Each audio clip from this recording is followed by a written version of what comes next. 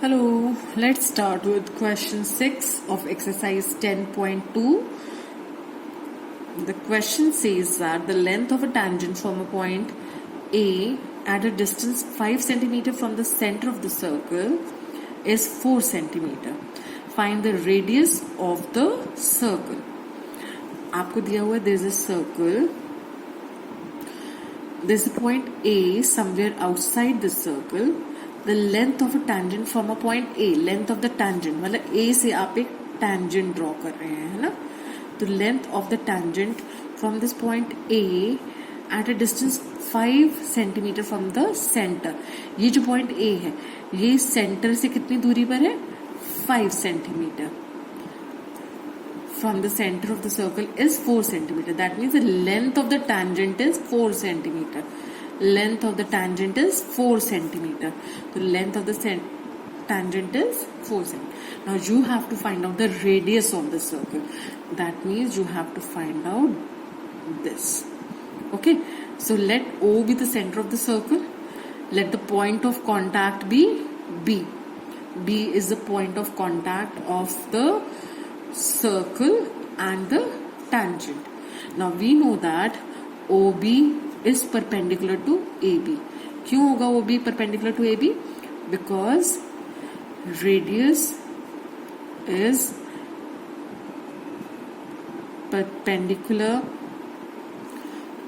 to the tangent at the point of contact. Okay, so that means triangle OAB is forming a right angle triangle. Triangle OAB is a right angled triangle. अगर ये एक right angle triangle है तो यहाँ पर आप Pythagoras theorem apply कर सकते हैं. तो बाय पाइथागोरस थ्योरम हमें क्या मिला? हमें पता चला कि OA square is equal to OB square plus AB square.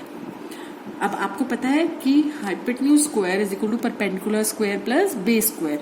अब 90 डिग्री की जो ऑपोजिट साइड है that is always taken as the hypotenuse. तो आपका हाइपोटेन्यूज इस केस में हो गया OA. तो hypotenuse square is equal to base square plus perpendicular square.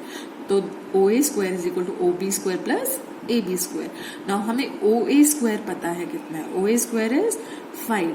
So this is 5 square is equal to OB square plus AB square. AB is 4. So this is 4 square. Okay, तो OB square is equal to 5 square. ये 4 square equal to के इस तरफ हम ले आएंगे तो ये हो जाएगा -4 स्क्वायर. अब आप देख रहे हैं ये फॉर्म है A square minus B square. So A square minus B square is A plus B into A minus B. So OB square is equal to 9 into 1. 9 into 1 is 9.